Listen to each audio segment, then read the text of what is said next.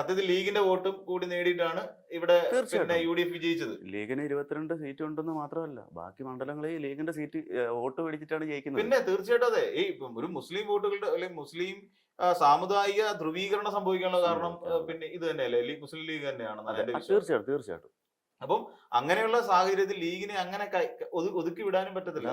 അപ്പം ഈ പറയുന്ന ഒരു വലിയ പ്രതിസന്ധിയിലേക്ക് അല്ലെങ്കിൽ ഈ മന്ത്രിസഭാ നിർണയം അല്ലെങ്കിൽ മന്ത്രിമാരുടെ നിർണയം തന്നെ ഒരു കീറാമുട്ടിയായി മാറുന്ന ലക്ഷണമുണ്ട്. ഇത് കോൺഗ്രസിൽ ആരാണ് തീരുമാനം എടുക്കുന്നത് ശരിക്കും? ഇത് ഹൈക്കമാൻഡ് എന്നാണല്ലോ നമ്മുടെ വെപ്പ്. ഹൈക്കമാൻഡ് പൊതുവെ നമ്മൾ കരുതുന്നത് ഹൈക്കമാൻഡ് ആണെന്നാണ്. പക്ഷെ ഇപ്പൊ മുഖ്യമന്ത്രി തീരുമാനത്തെ നമ്മൾ നോക്കി നോക്കൂ. മുഖ്യമന്ത്രി തീരുമാനം സാധാരണഗതിയിൽ ഒരു MLA-മാരുടെ ഭൂരിപക്ഷം കിട്ടുന്ന ഭൂരിപക്ഷം MLA-മാരും ആരെ പിന്തുണയ്ക്കുന്നു അവരായിരിക്കുമല്ലോ സാധാരണഗതിയിൽ എല്ലാ തവണയും ഇവിടെ മുഖ്യമന്ത്രിയായിട്ട്. അത് അങ്ങനെയായിരുന്നു KCL വരേണ്ടിയിരുന്നത്. പക്ഷെ എന്തുകൊണ്ടാണ് VD സതീശനിലേക്ക് ഇത് പോകുന്നത്? ഇതാർക്കും ഒരു തീരുമാനം എടുക്കാൻ പറ്റുന്നില്ല ഈ കോൺഗ്രസിൽ. ഇല്ല, അതാണ് പ്രശ്നം. കോൺഗ്രസിനെ സംബന്ധിച്ചിടത്തോളം കോൺഗ്രസിന്റെ ഒരു വലിയ ഒരു ബുദ്ധിമുട്ടെന്ന് പറഞ്ഞു കഴിഞ്ഞാൽ ഒരു തീരുമാനത്തിൽ ഒരു ഐക്യം ഉണ്ടാക്കിയെടുക്കാൻ കഴിയില്ല എന്നുള്ളത് എല്ലാ കാലത്തും കോൺഗ്രസ്സുകാർ അഭിമുഖീകരിച്ച ഒരു വലിയ പ്രശ്നം തന്നെ. അല്ല, അന്നേരം എനിക്ക് തോന്നിയൊരു സംശയമുണ്ട്. തീർച്ചയായിട്ടും ഇപ്പം ഖാർഗെയാണ് കോൺഗ്രസിന്റെ പ്രസിഡന്റ്. പിന്നെ ഇങ്ങനെ രാഹുൽ തീരുമാനം എടുക്കുന്നത് അതാണല്ലോ ഏറ്റവും വലിയ രസകരമായ ഒരു കാര്യം.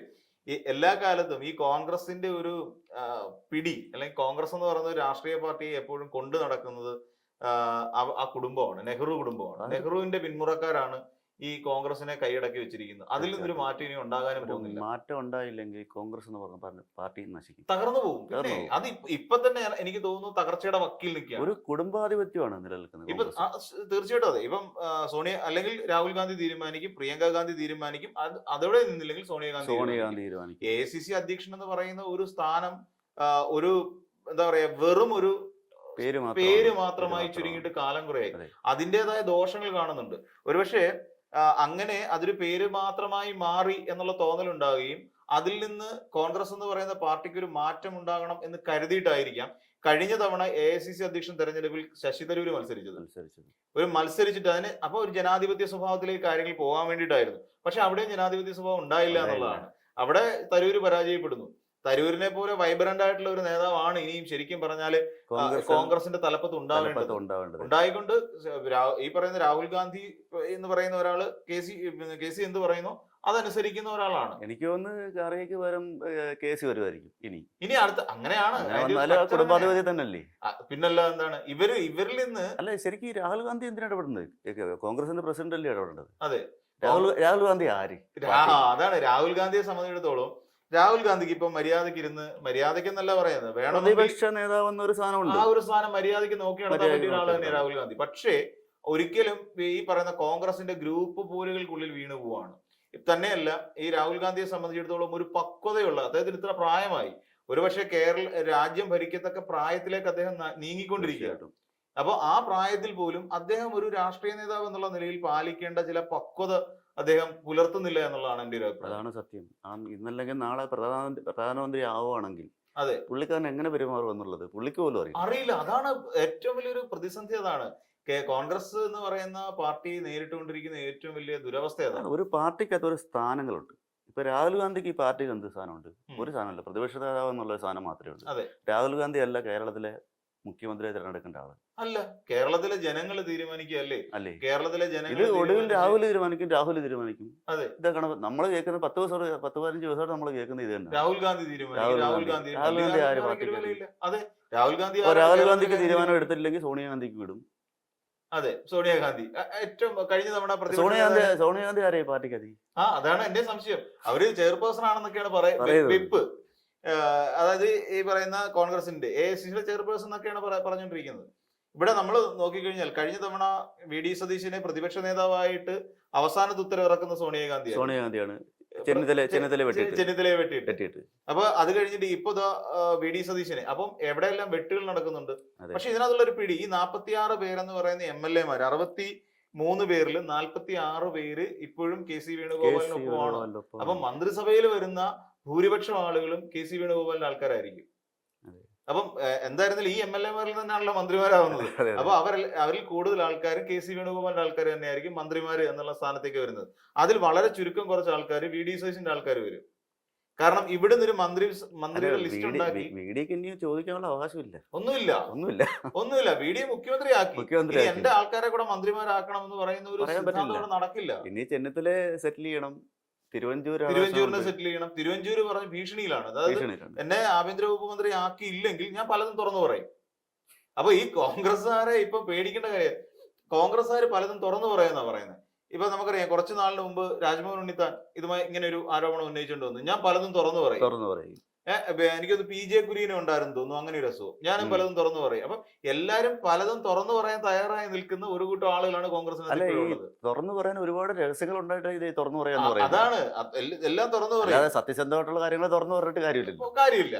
അപ്പൊ എന്തൊക്കെയോ കാര്യങ്ങൾ തുറന്നു പറയാനുണ്ട്. അപ്പൊ പാർട്ടിയെ സമ്മർദ്ദത്തിലാക്കാൻ പറ്റിയ എന്തൊക്കെയോ ചില സാധനങ്ങൾ ഈ പറയുന്ന എല്ലാ നേതാക്കന്മാരുടെ കയ്യിലും ഉണ്ട്. എനിക്ക് തോന്നുന്നത്, ഇപ്പോഴും തോന്നുന്നത്, ഒരു പിണറായിയെ പോലൊരു നേതാവ് കോൺഗ്രസിനില്ല. അങ്ങനെ അതിന്റെ ഒരു അഭാവം, ഒരു അച്ചടക്കം ഇല്ല. ഇടതുപക്ഷത്തിന്റെ അത്ര ഒരു അച്ചടക്കമില്ല. ഇപ്പോഴും പലരും, ഞാൻ ഇങ്ങനെ ഈ സോഷ്യൽ മീഡിയ ഒക്കെ നോക്കിയപ്പോ ഇപ്പം പല ആൾക്കാരും തിരിഞ്ഞു പറയുന്നുണ്ട്, ഇതിനേക്കാൾ നല്ലത് ഇടതുപക്ഷമായിരുന്നു. അതെ, തീർച്ചയായിട്ടും അതെ. അങ്ങനെ ഒരു കാരണം ഞാൻ ഇതിനു മുമ്പ് നമ്മുടെ ചാനലിൽ തന്നെ പല ചർച്ചയിലും ഞാൻ പറയാനുള്ള കാര്യമാണ്. ഒരു മുഖ്യമന്ത്രി എന്ന് പറഞ്ഞാൽ പല വകുപ്പുകളെ ക്രോഡീകരിച്ച് ഏകോപിപ്പിക്കാനുള്ള ഒരു കപ്പാസിറ്റി ഉള്ള ഒരാളായിരിക്കണം. ഇപ്പൊ തന്നെ മന്ത്രിസഭാ രൂപീകരണത്തിൽ പോലും തമ്മിലടിയാണ്. ഇതിൽ KC-യുടെ പക്ഷക്കാരായിരിക്കും കൂടുതലായിട്ട് വരുന്നത്. രമേശ് ചെന്നിത്തലയുടെ പക്ഷമായിട്ട് ആഭ്യന്തര വകുപ്പ് വളരെ സുപ്രധാനപ്പെട്ട ഒരു വകുപ്പാണ് ആഭ്യന്തരം. അപ്പൊ ഈ വകുപ്പുകളെ എല്ലാം ഏകോപിപ്പിച്ചുകൊണ്ട് ഒരു നമ്മുടെ കേരളത്തിൽ ഒരു പ്രത്യേക പരിപാടി ആരംഭിക്കാൻ വലിയ പാടാ. ED സച്ചിനെ കൊണ്ട് ആ പ്രോജക്ട് നടപ്പിലാക്കാൻ കോൺഗ്രസിന് പൊതുവായ ഒരു നേതാവ് ഇല്ലല്ലോ.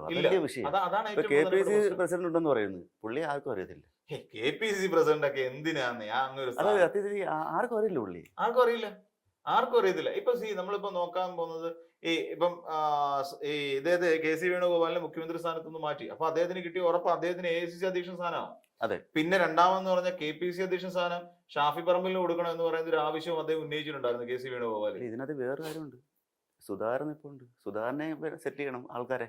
സുധാകരൻ പിന്നെ അതൊരു വലിയ വിഷയമാണ്. സുധാകരനെ പുള്ളിയെ ഇലക്ഷന് ഒതുക്കി നിർത്തിയേക്കാണ് അവിടെ. ഒതുക്കി നിർത്തിയിരിക്കുക. അദ്ദേഹത്തിന് എന്തെങ്കിലും ഇപ്പം ഭരണപരിഷ്കാര കമ്മീഷൻ ചെയർമാൻ സ്ഥാനം കൊടുക്കാൻ പറ്റില്ല. അത് MK മുനീറിന് പോകണം.